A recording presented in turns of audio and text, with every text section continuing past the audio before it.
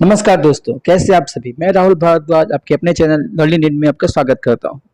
उम्मीद है सब अच्छे होंगे, पढ़ाई लिखाई अच्छी तरीके से चल रही होगी। भूगोल में अगली कड़ी हमारी है जलप्रपात के बारे में। अभी आपने झील पढ़ा था, ठीक है।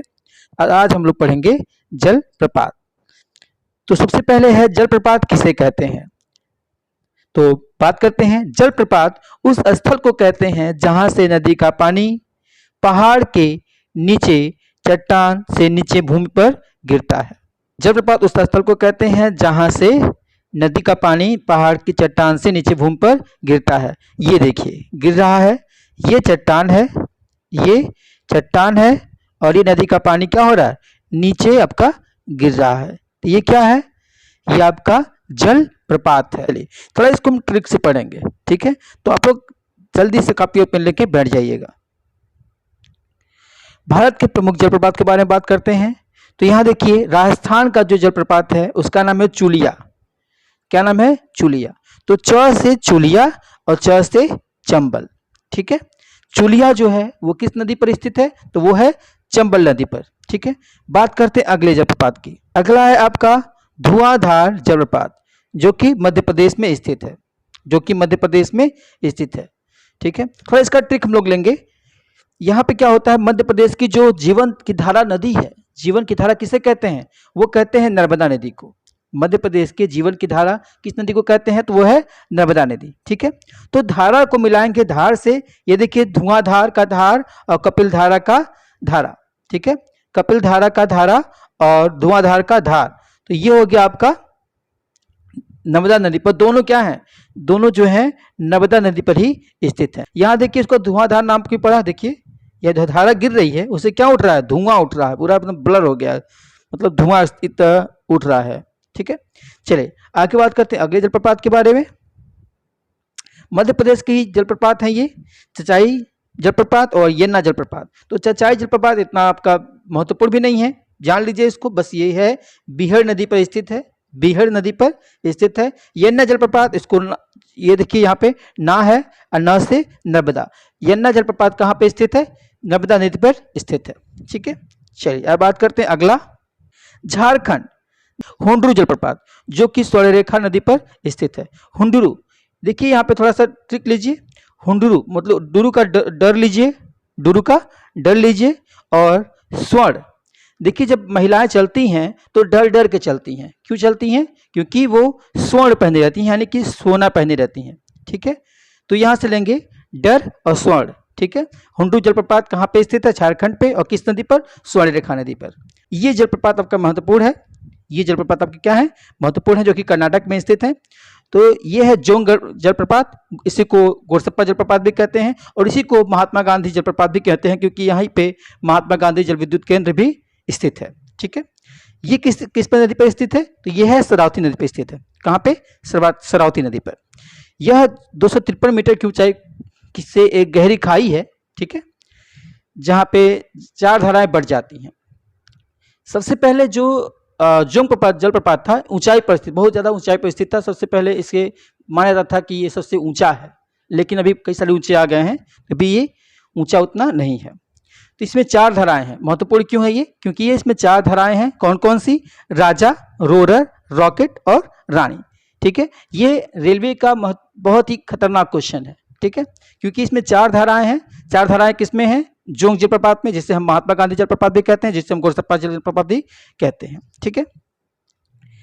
और दूसरा है आपका कुचिकल जलप्रपात। कुचिकल जलप्रपात ये किस नदी पर स्थित है, यह है आपका बराही नदी पर स्थित है। किस नदी पर, बराही नदी पर। यह भारत का सबसे ऊंचा जलप्रपात है, ठीक है। कितना ऊंचा है, तो 455 मीटर, 455 मीटर ऊंचा है कुचिकल जलप्रपात बराही नदी पर। इसको आप लोग याद रखिएगा, इस पे आपके क्वेश्चन भी बनेंगे, अभी क्वेश्चन भी रहेंगे आपके। यह है आपका कर्नाटक, राज्य कौन सा है, कर्नाटक। इसमें जो जलप्रपात बस है शिव समुद्रम जलप्रपात, जो कि कावेरी नदी पर स्थित है, ठीक है। समुद्रम, समुद्र का जो पानी होता है ना वो बहुत वेरी करता है, वेरी यानी कि कह सकते हैं फ्लक्चुएशन, ठीक है। तो वेरी को रिलेट करेंगे, कोरिलेट करेंगे वेरी से, ठीक है, कावेरी, ठीक है। तो जलप्रपात शिव समुद्र जलप्रपात कहाँ पे स्थित है, तो वो है कावेरी नदी पर स्थित है। ये एशिया का जल विद्युत गृह जो बना था इस पे सबसे पहले बना था, वो बना था आपका 1902 ईस्वी में। इसलिए ये महत्वपूर्ण है क्योंकि इस पे जो प्रथम जल विद्युत गृह बना था वो 1902 में बना था, यानी सबसे पहले बना था।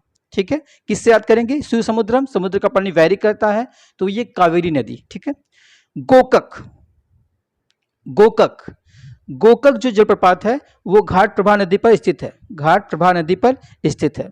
गोकक, गोकक का गो लीजिए और बेल गांव का बेल लीजिए। ठीक है, और यहाँ पे कर दीजिए बैल, गाय और बैल। तो गोकक नदी जलप्रपात कहाँ पे स्थित है? बेलगांव में, बेलगांव में। बेलगांव कहाँ पे स्थित है? कर्नाटक में, और यहाँ की घाट प्रभा नदी पर स्थित है आपका गोकक जलप्रपात। चलिए आगे आते हैं जरा, अब बात करते हैं दूध सागर जलप्रपात के बारे में। तो ये जो दूध सागर जलप्रपात है आपका, ये गोवा और कर्नाटक की सीमा पर स्थित है, गोवा और कर्नाटक के सीमा पर स्थित है। किस नदी पर? तो ये है मांडवी नदी पर। किस नदी पर है? मांडवी नदी पर है। छत्तीसगढ़ का जो जलप्रपात है उसके बारे में बात करते हैं। तो यह है चित्रकूट, चित्रकूट को हम चित्रकूट जलप्रपात भी कहते हैं, चित्रकूट जलप्रपात भी कहते हैं। ये थोड़ा सा फेमस क्यों है, थोड़ा प्रसिद्ध क्यों है? क्योंकि इसे भारत का नियाग्रा भी कहते हैं, भारत का नियाग्रा भी कहते हैं, क्योंकि इसका जो शेप है वो घोड़े की नाल की तरह है, घोड़े की नाल की तरह है। ठीक है, इसलिए इसे भारत का नियाग्रा कहते हैं। किसे? चित्रकूट जलप्रपात को, जो कि इंद्रावती नदी पर स्थित है। चलिए आगे आते हैं जरा, बात करते हैं मेघालय की, मेघालय की बात करते हैं। तो यहाँ का जो जलप्रपात है नोहक लिकाई जलप्रपात। ठीक है, नोहक लिकाई जलप्रपात, ये किसी भी नदी पर स्थित नहीं है, किसी मतलब किसी उस पर नहीं है। ये क्या होता है? बस ये जो वर्षा का जल होता है, आपको पता ही है कि मेघालय में कितना बारिश होता है। ठीक है, तो जो वर्षा का पानी है बस वही नीचे गिरता है। ठीक है, इस जलप्रपात का जो स्रोत है वर्षा का पानी है। चलिए आगे आते हैं, उड़ीसा के जलप्रपात। उड़ीसा के जलप्रपात जो है इसका नाम है बरहे पानी जलप्रपात। क्या नाम है इसका? बरहे पानी जलप्रपात, जो कि बुंद बलंग नदी पर स्थित है। किस नदी पर? बुंद बलंग नदी पर स्थित है। यह जलप्रपात सिमपिलाल राष्ट्रीय उद्यान में पड़ता है। कहाँ पड़ता है? सिमपिलाल राष्ट्रीय उद्यान में। चलिए आगे आते हैं जरा,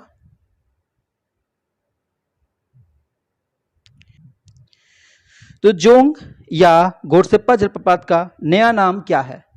ठीक है, नया नाम क्या है? आपने 3 नाम पढ़ा है, 3 नाम पढ़ा है, उसमें से आपको एक बताना है। सरदार पटेल जलप्रपात, महात्मा गांधी जलप्रपात, या जवाहरलाल नेहरू जलप्रपात, या इंदिरा गांधी जलप्रपात। तो आपने अभी पढ़ा, तो क्या पढ़ा आपने? महात्मा गांधी जलप्रपात। चलिए आगे बढ़ते हैं, जोंग जलप्रपात किस नदी पर स्थित है? जोंग जलप्रपात किस नदी पर स्थित है? अभी आपने पढ़ा, किस नदी पर? बताएं जल्दी से। तो वो क्या है? शरावती नदी पर स्थित है। अगला आते हैं, धुआंधार जलप्रपात किस नदी पर स्थित है? धुआंधार जलप्रपात किस नदी पर स्थित है? मैंने बताया था आपको, धार को धारा से जोड़ेंगे। जीवन की धारा कौन सी नदी है मध्य प्रदेश की? तो वो है नर्मदा नदी। ठीक है, कौन सी नदी है? नर्मदा नदी। ऑप्शन ए हो जाएगा आपका। चलिए अगला आते हैं, कपिल धारा जलप्रपात किस नदी पर है? सेम वही चीज करेंगे, धारा को जीवन की धारा से जोड़ेंगे। जीवन की धारा कौन सी नदी है? मध्य प्रदेश की नर्मदा नदी है, तो ऑप्शन सी हो जाएगा। आइए, शिव समुद्रम जलप्रपात किस नदी पर स्थित है? मैंने कहा था समुद्र जो होता है वैरी करता है इसका। ठीक है, वैरी यानी कि कावेरी। Option number 4। हुंड्रू जलप्रपात किस नदी पर स्थित है? तो हुंड्रू, हुंड्रू का डर उठाएंगे, और जो स्त्रियां हैं, जो महिलाएं हैं, वो डर डर के चलती हैं सड़कों पर। क्यों? क्योंकि वो सोने पहने रहती हैं। ठीक है, तो हुंड्रू स्वर्ण रेखा नदी झारखंड में पड़ता है। Option A. भारत का सबसे ऊंचा जलप्रपात में से कौन सा है? तो आपने अभी पढ़ा है कि 455 मीटर ऊंचा कौन सा जलप्रपात है? तो आपका होगा ऑप्शन नंबर बी, कुचिकल जलप्रपात। आइए, दूध सागर जलप्रपात किस नदी पर स्थित है? दूध सागर जलप्रपात किस नदी पर स्थित है? तो वो आपका ऑप्शन नंबर बी है, जो कि गोवा और कर्नाटक के बीच में है। तो वो है मांडवी नदी, ऑप्शन नंबर बी। यन्ना जलप्रपात किस नदी पर स्थित है? यन्ना का ना उठाएंगे लास्ट का, और ना का नर्मदा नदी किससे शुरुआत होता है? ना का नर्मदा नदी, न से किससे शुरुआत होता है? नर्मदा नदी की शुरुआत होता है। तो ऑप्शन नंबर ए हो जाएगा। और ये आपका आज का जो सेशन था वो समाप्त होता है। उम्मीद आपको चीज़ें पसंद आई होंगी। तो आज के लिए धन्यवाद, कल मिलते हैं अगले टॉपिक के साथ। धन्यवाद।